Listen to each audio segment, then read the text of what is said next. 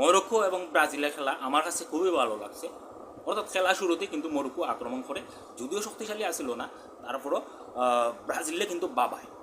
তো মিডফিল্ড থেকে শট করছে, ব্রাজিলের খেলোয়াড় বুঝতে পারছে না, অর্থাৎ শট করছে, অর্থাৎ গোল পাইছে।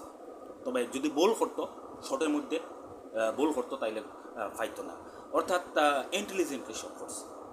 তবে ব্রাজিল যে আক্রমণ করছে মরক্কোরে, অর্থাৎ এতটা জোরালো শক্তিশালী না, আক্রমণের মধ্যে আট না, যার জন্য তারা শুট করতে পারছে। তবে বেনি যে আক্রমণ করছিল, অর্থাৎ যে মরক্কো বোঝা যায় তারা বুক হয়েছিল যে তারা, অর্থাৎ উভয়া তারা ব্রাজিলে সুযোগ দিছে শট করাতে, শট করছে, অর্থাৎ শোধ হয়েছে। তবে তাদের যদিও সমান সমান হয়েছে, ব্রাজিল কিন্তু দু একটা, অর্থাৎ তারা গোল করছে বিদায় তারা জিততে পারছে না।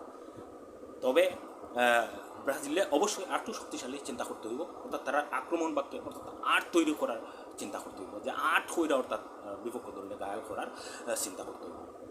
আক্রমণ তো সব দলই করে, অর্থাৎ সবারই তো ডিফেন্স শক্ত থাকে, কিন্তু এই ডিফেন্সে অর্থাৎ ব্যাদ কইরা, অর্থাৎ তাদের জিতা, সেই জিতাটার আট তৈরি কইরা তারা আক্রমণ করলে অবশ্যই যে কোনো দলই জিততে পারে।